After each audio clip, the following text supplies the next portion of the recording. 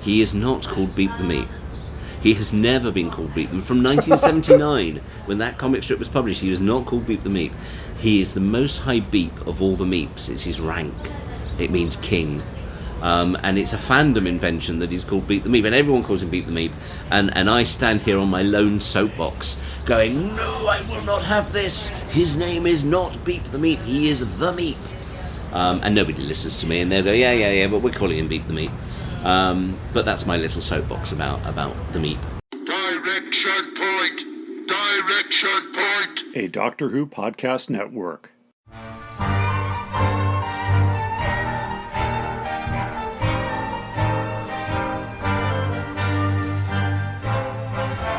Well, hi everybody, and welcome back to Doctor Who Literature, the podcast taking you through the world of the Doctor Who novelizations put out by Target Books from 1973 onward in publication order.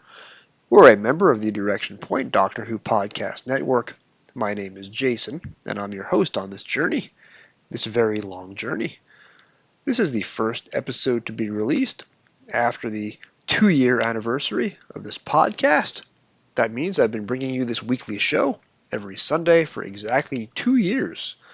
We started with the very first of the Target releases from the year 1973, and we are now in the middle of the year 1985 in the Target world, but it is also November 2023, the 60th anniversary month of Doctor Who. So for this month only, I am taking a brief hiatus from the books, and we are talking about topics related to, directly or tangentially, Doctor Who's coming 60th anniversary. Last week I brought you a conversation with New York Times best-selling author Adam Christopher, who has written novels in the Elementary and Stranger Things and Star Wars universes, also a longtime Doctor Who fan and former editor of the New Zealand Time-Space Visualizer fanzine. It was a terrific conversation. If you enjoyed it, please share and spread the word. This week I was supposed to bring you my long-awaited special on Doctor Who's top 60 stories over the last 60 years, based upon a panel that I moderated at LI Who in August 2023, 3 months ago. I was going to have a special guest, and we were going to compare and contrast our mutual top 60s. Unfortunately, for the first time in the 2 years of this podcast, I missed the deadline due to unavoidable schedule conflicts with the guest. That episode will be recorded in a few days' time and should be released next Sunday.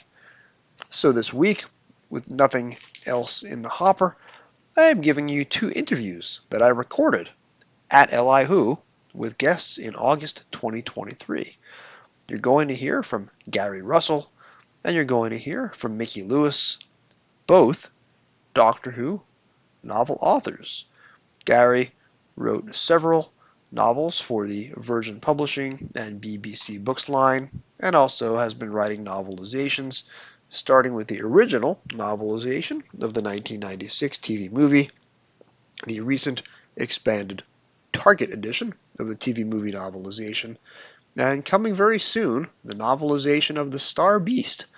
The episode that we now know is going to be airing on November 25th, 2023, as close in time as possible to Doctor Who's 60th anniversary.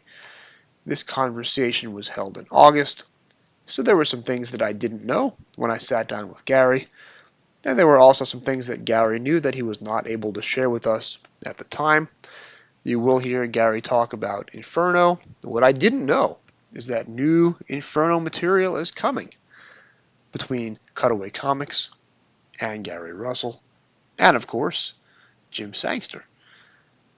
My other conversation at LI Who was with Mickey Lewis, who wrote 2 acclaimed Doctor Who novels for the BBC Books line in the very early 2000s, and who you have seen on screen several times under various monster guises in the new series.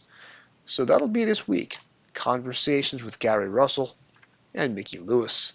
Had a great time sitting down with each of them. This year, the interviews with guests at LI Who was conducted on the back patio of the hotel. You will hear a lot of background chatter. This is particularly evident in the conversation with Mickey Lewis. Somebody appeared to be doing their best impression of Marlon Brando in The Wild One, and there is a motorcycle backfiring almost continuously during the earlier parts of that conversation. I did my best with Audacity to try and minimize that. Unfortunately, my best was not quite up to the task of erasing the Marlon Brando wannabe, or if you will, Jax Teller from Sons of Anarchy, if you prefer your pop culture references a little bit more contemporary than the early 1950s. But it's a very good interview, even if I do say so myself. 99% of the quality of that interview is entirely down to Mickey Lewis. So this episode is being released one day after my typical Sunday release schedule. I hope you'll pardon the interruption. Next week should be Doctor Who, 60 for 60.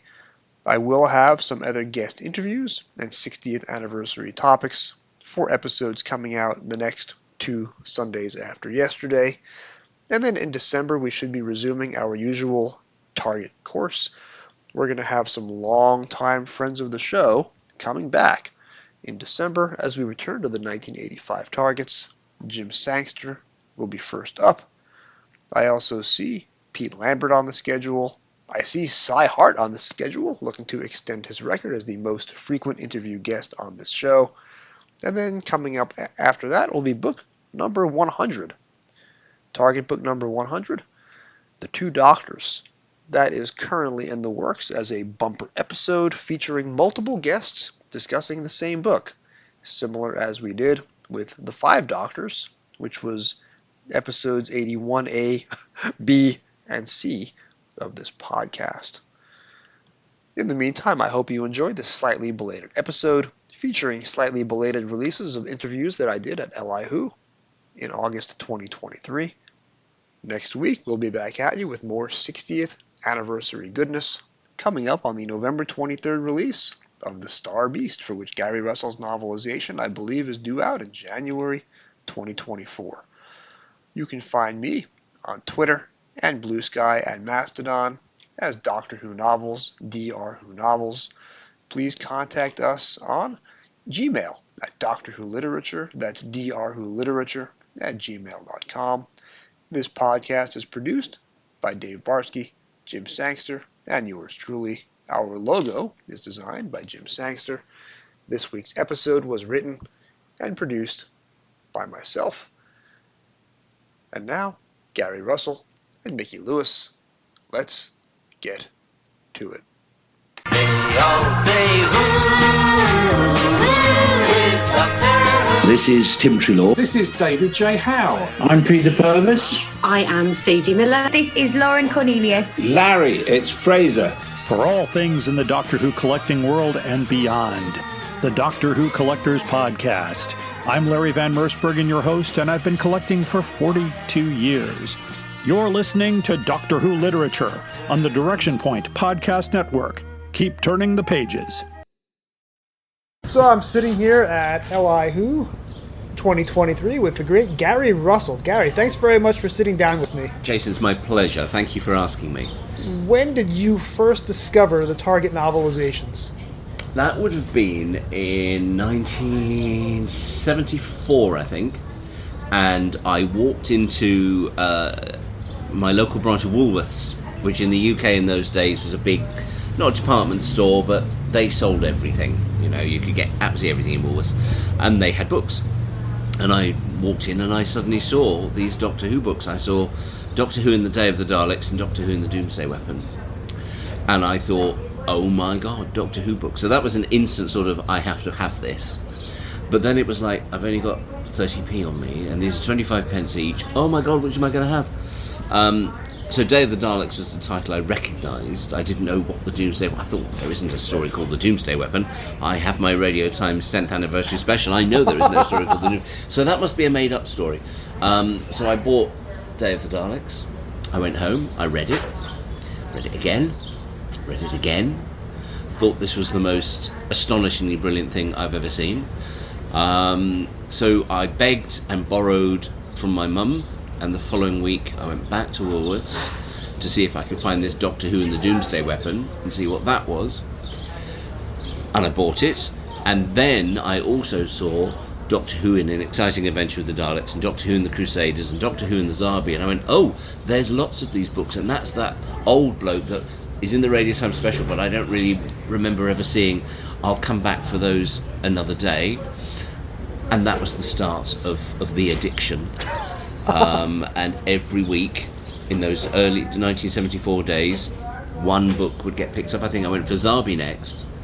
Then I found Auton Invasion and Cave Monsters, so they were, because it was Pertwee. Then I went back and got the Daleks. And then the Crusaders was one I left for a long time, because I thought, well, it's historical. Who cares? I don't want a historical story. I like science fiction adventure. And then I finally bought the Crusaders and went, you idiot, this is the best book in the entire run. And then that was it. There were no other books. There was this little in preparation list at the front. So every week I would go back and I would check either Woolworths or W.H. Smith's and see if I could find these books that were in preparation. And then one day I found the Sea Devils. And I was like, oh, another book exists. Had to have it. And then one week, I'm telling you this very long and boring and rambling story for no reason whatsoever. I went back and there was a copy of The Demons. And The Demons I remembered so clearly and thought, wow, I've got to have that. But I didn't have 30 pence on me. So I hid the book away from all the other Doctor Who books. And my dad was in town somewhere, and I ran all the way through Maidenhead, which is the town I lived in, to meet him at the library, to beg him to give me 30p, which in those days 30p was a lot of money. And he slightly disgruntledly did, because I was, Demons, it's the only copy. So he gave me this 30p, and I ran all the way back through Maidenhead, up to W.H. Smith's, went to where I'd hidden the book, it was gone. Oh! And I didn't exactly weep, but I was very unhappy, and my dad got the brunt of how unhappy I was. And so from that moment on, various members of family and extended friends were set out by my mum to find Doctor Who books. So they all had a list of the ones I'd got. And then my Uncle Roy used to come in every Friday, and one day he brought in The Demons. And then suddenly, I think I saw Giant Robot, he brought in Cybermen, I brought in Giant Robot, and it was like, I'd have to tell him every week which ones I got, and he helped me for about a year to build these Doctor Who books up. And then, of course, they suddenly started coming out monthly, and boom, the world was there. So you have worn a prodigious amount of Doctor Who hats in your professional career. And I'll just interject, the reason I know about Woolworths is from a novelization, Doctor Who and the Dinosaur Invasion. Of course. As the Doctor and Sarah are walking through a deserted London, Sarah is excited by Woolworths and not by travelling in time. That's right. That's right. And isn't that where she also goes to nick something and the Doctor insists that she puts the money there? Is that in Woolworths or is that somewhere else? Oh, I can't remember. That's a great book. Dinosaur Invasion, that novelisation is the inspiration, really. That and Cave Monsters, for me, are the two books that made me want to write. And I love Terence's stuff. Day of the Daleks and Auton Invasion are fantastic books. But there's something about Malcolm Hulke's use of character and point of view. And I always remember brilliant line. He always had brilliant lines. It's a brilliant line in Cave Monsters where Miss Dawson talks about how scared she is that people will stop saying, why don't you get married, and say, why didn't you get married? And that one line burned into my... And I thought, that is brilliant. Everything I need to know about Miss Dawson is in that one line. And similarly, in Colony or Doomsday Weapon, he has that brilliant thing about people in Dent's future. Captain Dent had a wife, and their marriage was just the stapling together of two pieces of paper. And I was like, this is fantastic. And Dinosaur Invasion with Butler with his scar falling, the fireman that fell through the glass, and he's the villain, but he was saving a child's life. And you think, that is clever writing for kids. That's Malcolm Hulke knew how to write stuff for kids without ever talking down to them, and that inspired me so much. And my own writing has always been very heavily, I would like to say, based and inspired, some might say ripping off Malcolm Hulke completely. And the very end of Dinosaur Invasion when the Doctor and Sarah break into a bookstore to solve the mystery of the plot by reading from the New Testament. I'd forgotten that. To explain where Professor Whittaker went. That's right. God, that's clever, that book. That's so clever. That use Malcolm Hulke has of point of view for characters. And then even when he's doing books that aren't his, like The Green Death, and you have a whole section that's from the point of view of the maggot. And you just think, that's smart. But that kind of goes back, years later, when I was at school, finishing school, doing my exams at school, and we had to study The Woman in White, Wilkie Collins' brilliant book, in which he does that all the way through. Every chapter is from a different point of view, including at one point a chair, and another one is a point of view of a gravestone. Wow. And at 16 years old, when I was reading that, my mind was blown and thinking, yes, this is the way to write fiction. Everyone else in the class thought it was rubbish. And I just thought, how can a gravestone tell the story? And I was like, because that's clever writing. And that is, that's that Malcolm Hulke thing of just point of view characters that you don't expect. I love it. So speaking of the many Doctor Who hats that you've worn over the last X number of years, you were the reviewer of the Target novelizations in DWM. I was, towards the end of their run, yes, and as a result of that I got to meet, Peter Ling and John Lucarotti and all of those people, and we had a lovely time. They were lovely people. Didn't meet Paul Erickson for some reason. I must have interviewed him, but I think we must have done it over the phone. I seem to remember sitting in Nigel Robinson's office at WH Allen and doing Paul Erickson on the phone, whereas Lucarotti I went out with for an evening, and I remember that very clearly, probably more clearly than he did, because I don't drink and he did. And Peter Ling took me out for a curry once, and they were those gentlemen, old school gentlemen, writing these Target novels. Were fantastic. Donald Cotton, lovely man, absolutely lovely. And it was nice that in the twilight, I suppose, of their careers, they came back to revisit this amazing stuff that they'd done back in the 60s, and here they were getting a chance to write it all over again. See, I would be intimidated by John Lucarotti because the amount of detail and embellishment and period descriptions that he puts in his novelizations, even when I was 11, 12 years old, was incredibly impressive to me. He wasn't intimidating, he was funny. He's a man with an exceptional dry sense of humour, which appealed to me, because we have very similar senses of humour. I just got on famously with him, and then I saw him at a few conventions, and we always hung out. He was a smashing bloke. So fast forwarding a little bit, you became a Doctor Who novelization author yourself, yes, starting with the 1996 TV movie. Which of course wasn't a Target in those days, it was just a BBC book. But it felt like a Target. It didn't look like a Target, but it felt like a Target. And for me, that was enough. That was everything I'd ever wanted to do as a kid. Suddenly I was doing it. And I've said this a few times. I was living in London by the time I wrote that, because obviously I was in my 30s.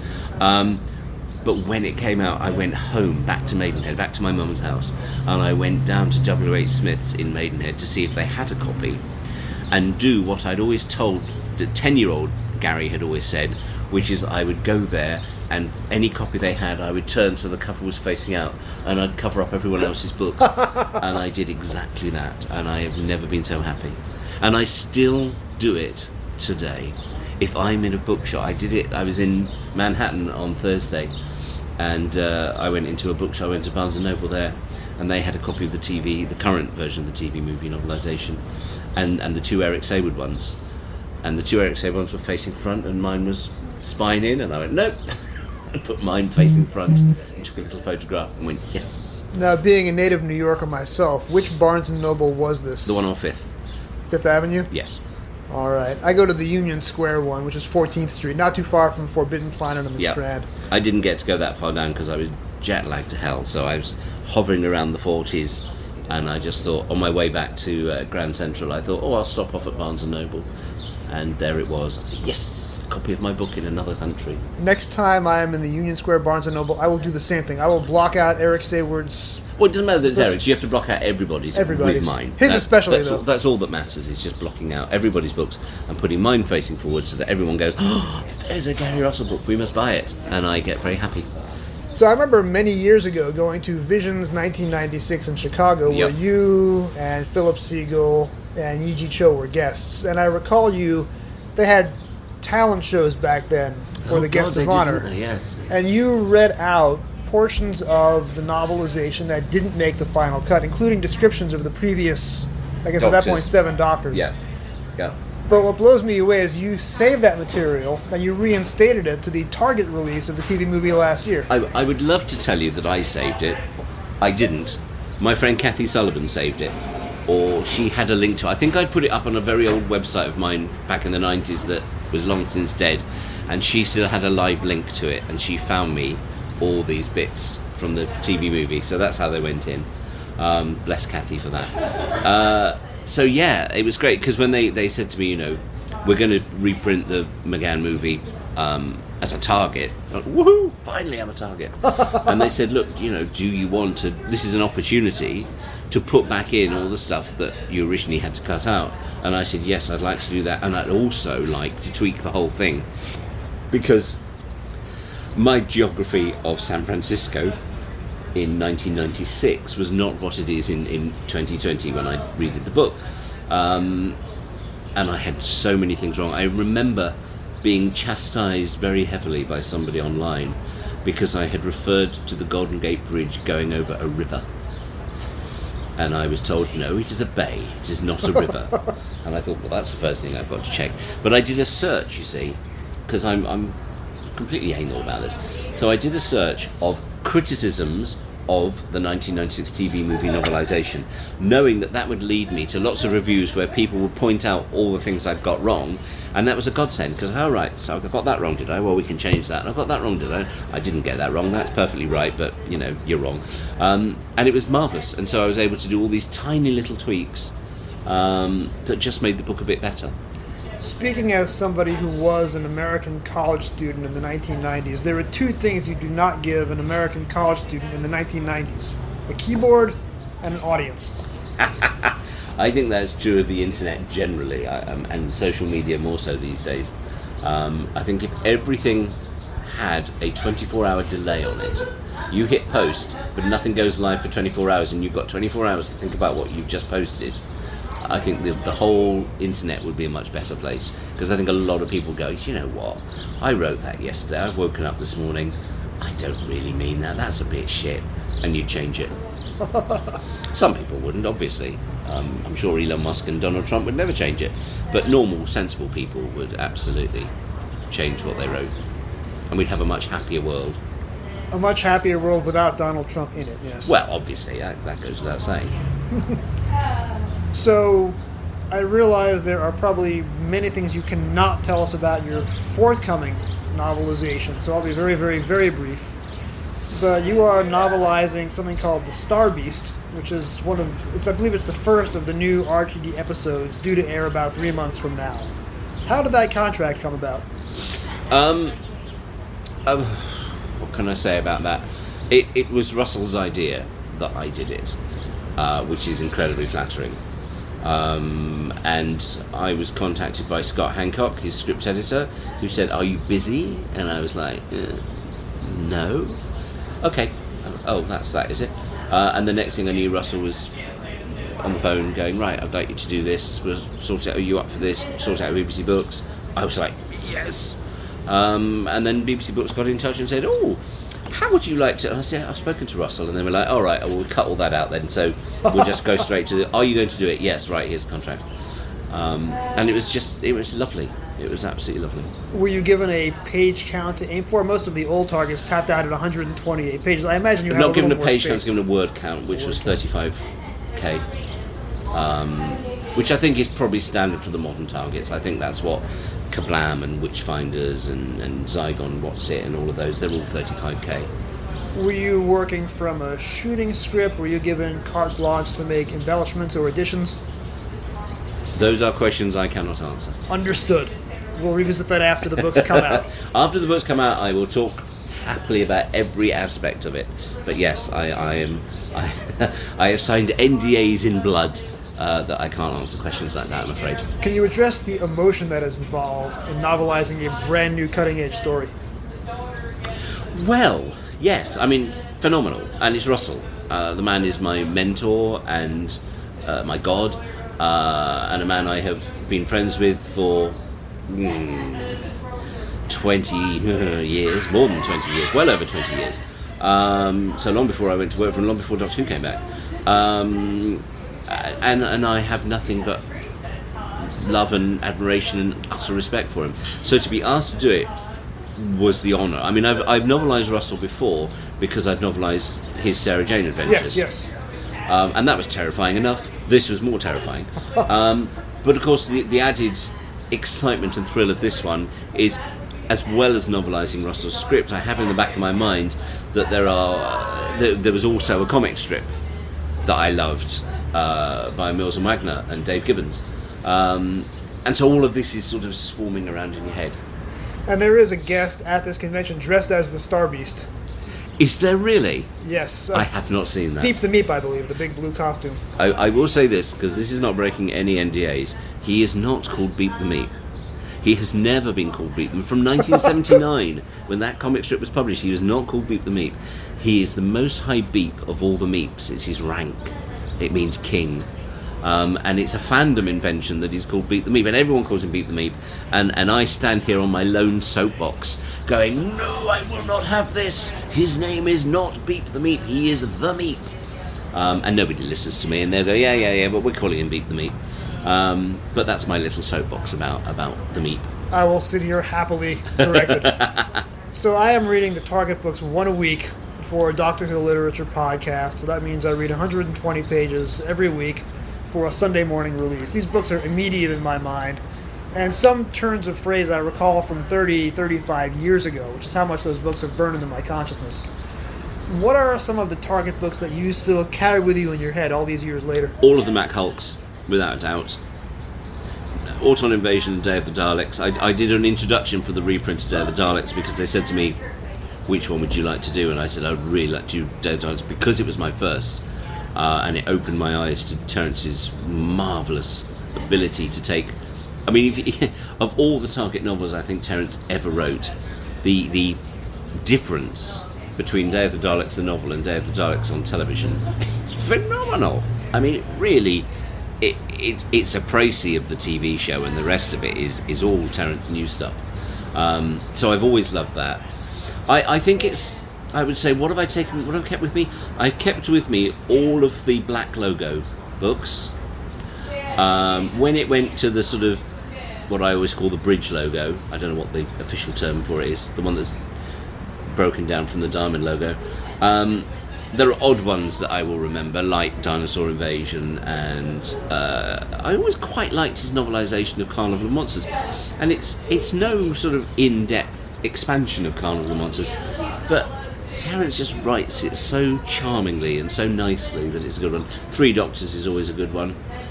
And then I sort of, by the time we get towards the 80s, roughly really when I started reviewing for the DWM, is where for me they sort of blur, because it suddenly became a job rather than a pleasure to read these books. And I was reading them in manuscript form. So I don't have that nostalgic feeling of picking up a copy of The Savages or picking up a copy of Harry Sullivan's War or any of those things as physical books.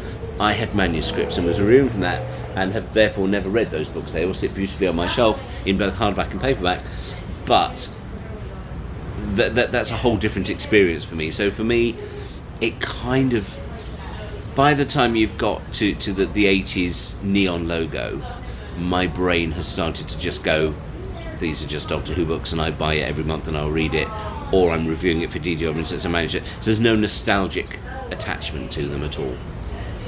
I came in the mid-'80s with the neon tube logos, so we have different perspectives on it. But and also, I'm not averse to pointing out when they're rubbish. I mean, Robots of Death, probably my second or third favourite Doctor Who story of all time. The novelisation is utter pants. It is sadly Terence going, I've got a week to write this book, and it shows. And characters who are dead come back to life mysteriously, and it's basically a he said, she said novelisation. And I think, oh, what a shame, because that's a book that would have made a marvellously expanded, give it to Boucher to do and make a marvellously expanded target novel of that. But sadly, that won't happen now. So yes, I'm not sort of, I don't hold everything with starry-eyed glitter. Reading Terrence in publication order, he goes from 160 pages to 80 pages and back to 120. So I just finished Inferno last week. That's not a good book. Really? No. You see, my favourite all-time Doctor Who story, so I'm biased against the fact that he cuts huge chunks out of it. He doesn't develop any of it. You get no sense of background or history to this alternate world, which I think is such a shame. When you compare that to Day of the Daleks, where you got the entire history of the alternate future, here we have an entire alternate present, and Terrence just knocks it out. And I think, oh, that's such a shame. Not one of my favourites, whereas say it is my all-time favourite telly story. Well, Gary Russell, I can't thank you enough for sitting down with me. Jason, it's been my absolute pleasure. Thank you for asking me. Hopefully we'll have you back on real soon. Enjoy the rest of the convention. Happy to come and talk about Star Beast once it's published. Excellent. Talk soon.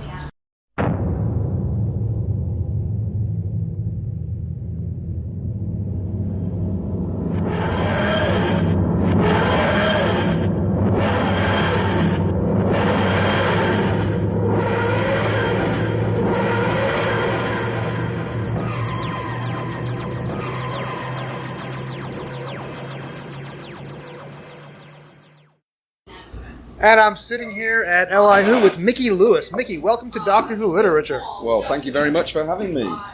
Pleasure to be here. I will tell you that I met my wife, then girlfriend, in the summer of 2001. She was living in Lower Manhattan. And she was at work one night, working late. And I was looking for something to do. And she told me to go, she said, there's a bookstore nearby. Walk south on Broadway until you see the two really big towers. And there's a Borders on the ground floor. I went into Borders and I bought Rags, which was fairly new at that time, your first past Doctor adventure. 2001, I believe. Yeah. That was the end of August 2001. Yeah. And then I read after 9/11, I didn't get to the books for a while. When I read the book, I said, if I was ever going to buy a book in a graveyard, this is the book to read. This is downbeat. This is really gripping. And then 2 years later, I read Combat Rock, which made Rags appear to be a light comedy. So let me ask you, how did you get into the world of Doctor Who books? I've done a couple of pitches which were unsuccessful, and I'd written a horror novel called Rags, and I'd had a couple of rejections on that. I'd only sent it to a couple of publishers.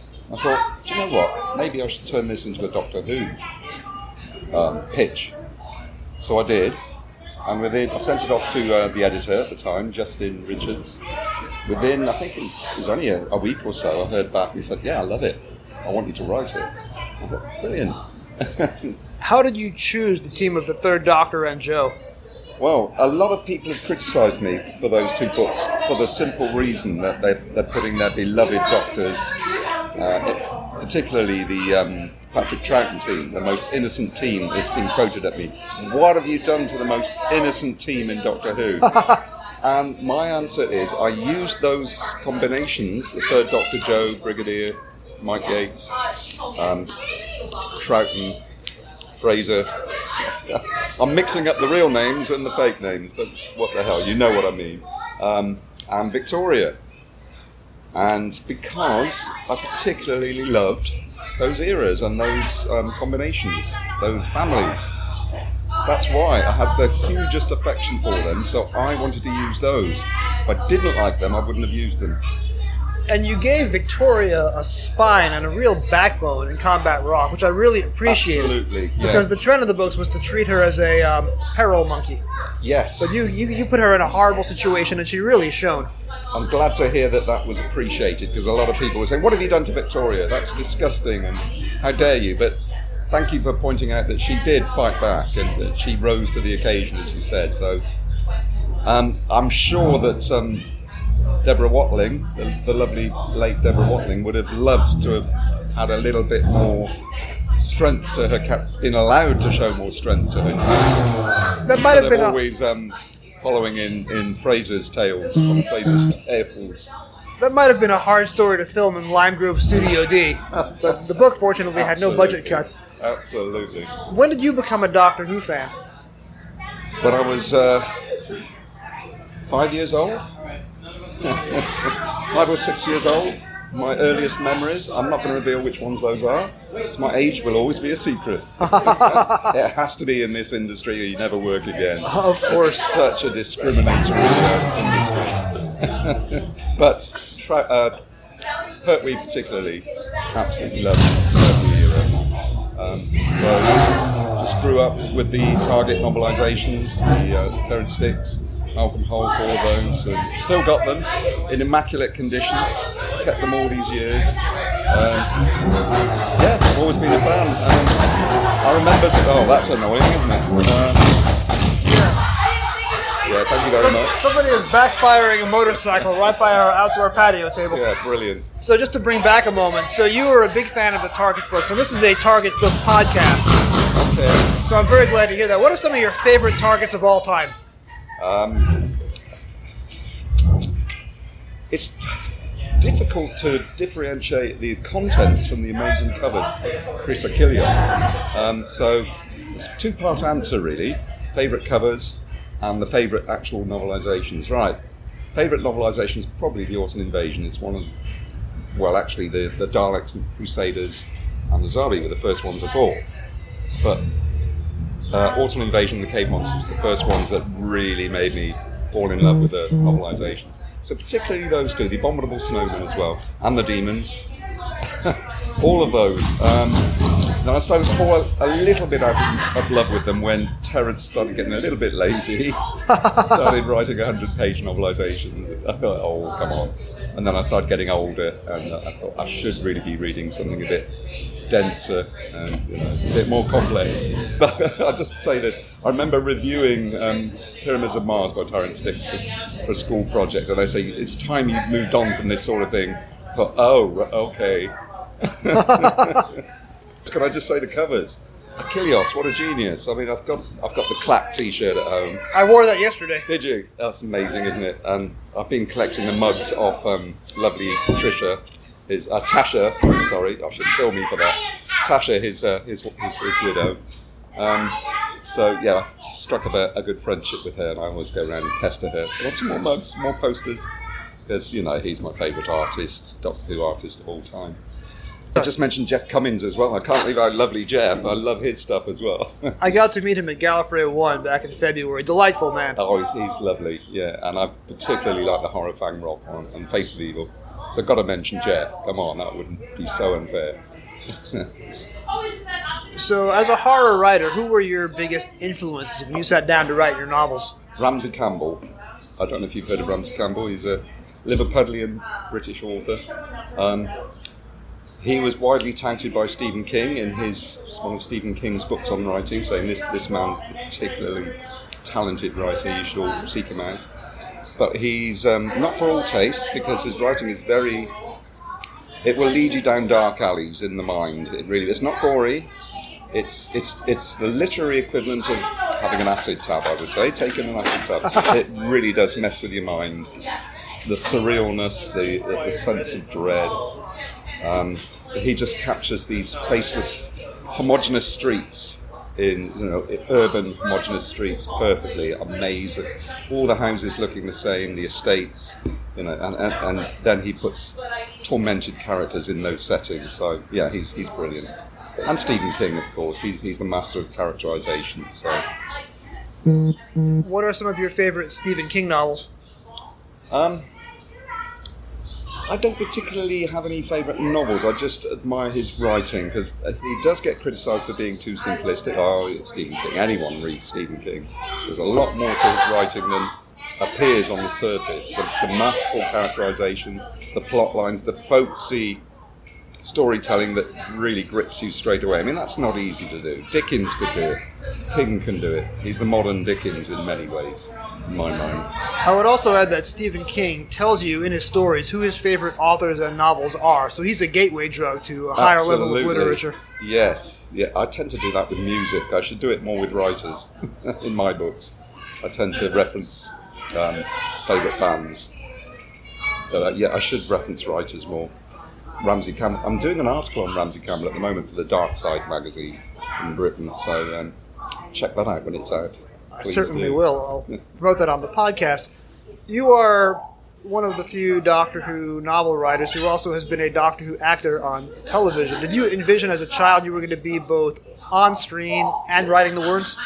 Never in a million years. I remember being very precociously saying to my parents when I was about 13, when I grow up I'm going to write for Doctor Who, meaning the scripts, that, you know, being a script writer. I never imagined I'd end up writing 2 novels.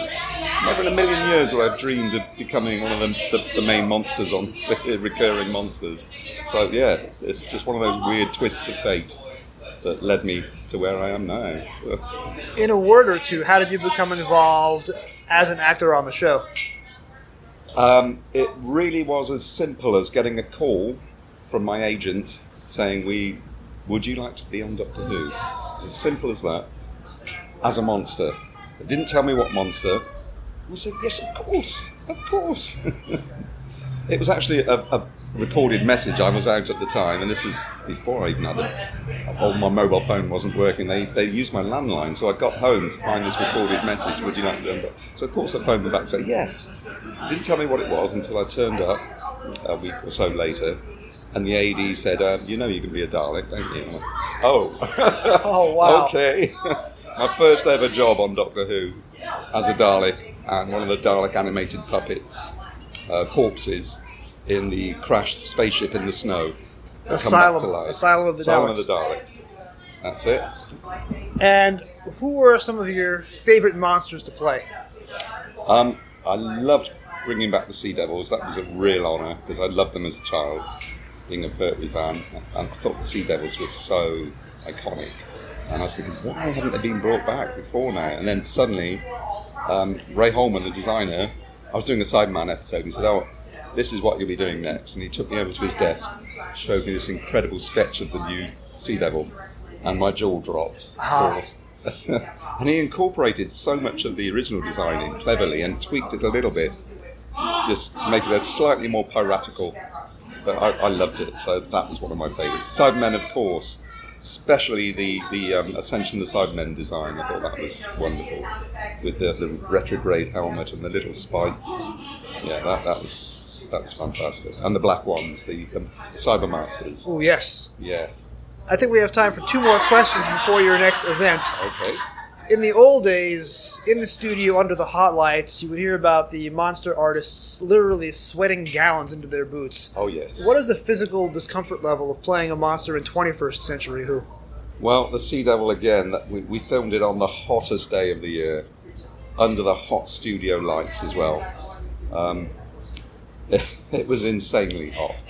So when we weren't being used, we just sat, and we had to go into a little zen space inside ourselves because it was so incredibly suffocatingly hot. We couldn't take the heads off because we needed back imminently, and it's such a, it was a faffle getting them on and off, which is fine. So I just went to this little zen space, Monster Zen I call it, where I'm sitting on a beach, cold overcast day. You get a lot of those in South Wales.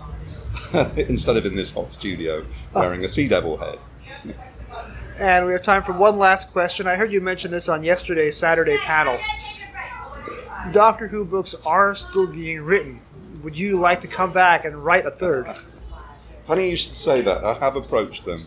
I'm keeping my fingers crossed. They do kind of like the marketing angle of a monster writing for the new novelizations. And a friend of mine, Mark Morris, is doing one. So, I put it out there, and I'm waiting to hear what might happen, but nothing's definite. But it'd be amazing. Mickey Lewis, I look forward to seeing you on my screens, hopefully in November, and I look forward to a book, hopefully in the next year or 2. Thank you very much, Jason. Lovely to meet you. Thank you so much for joining us.